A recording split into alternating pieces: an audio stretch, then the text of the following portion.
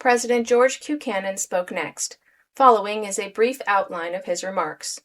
He said that the report made by Bishop Winder regarding the progress made in completing the temple in this city must be very gratifying to all saints. The structure would not be entirely completed by the time named, but would be sufficiently advanced to admit of its being dedicated and work being done in it of the character for which it is designed. It would be further decorated and beautified subsequently. The amount named by Bishop Winder as being needed to complete the work to be done by the 6th of April next might seem large, but when divided out among a people such as we were, it was comparatively small. Through faith much had already been accomplished, and by faith the work in the future could be carried forward to success. The building of the temple at Kirtland, which the Lord condescended to grace with his presence, was a much greater undertaking than the work now being carried on by us, as the people in those days were comparatively few and destitute. A liberal man, we were told, deviseth liberal things, and no doubt we, as Latter-day Saints, were judged by our Father in heaven by the evidences of our faith. On the subject of faith, the speaker instanced that displayed among the elders when they went forth into distant lands without purse or scrip.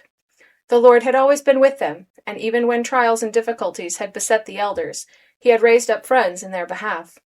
The labor of completing this temple rested upon us as a people, and if we would only go to with willing hearts and hands, and with faith and determination to accomplish the object, success would crown our efforts. There was no sacrifice which was too great for us to make for our God, in order to show our appreciation of what he had done for us. Temple work for the salvation of the dead was a binding obligation upon this people. He then spoke on the doctrine of extending the principles of salvation to the dead as well as the living, and quoted from the Scriptures in support of the position taken by the Latter-day Saints on this subject. He showed with great clearness that the path of redemption was intended for all, not only those who heard and embraced it in this life, but that it was carried to the other side of the veil. The ordinances connected with it were administered in their behalf, by those representing the dead in this life in sacred places. This was an important part of the work in which the Latter-day Saints were engaged. Brother Cannon went on to enlarge upon this point, giving many valuable thoughts and evidences of its beauty and efficacy. Satan had determined to bring to naught the plan of salvation, and to destroy this work of God if it were possible. Hence the trials and persecutions which the saints had had to contend with it at every step taken from the beginning, and which had been the means of shedding some of the best blood of the present century. The trials we had passed through already would beset us in the future, but no earthly power could defeat the progress of this great latter-day work, for God had spoken concerning it. Nothing happened to this people without God had foreordained it. He understood it, and had a purpose in calling us to pass through tribulation, and the object would be made known unto us in his own due time.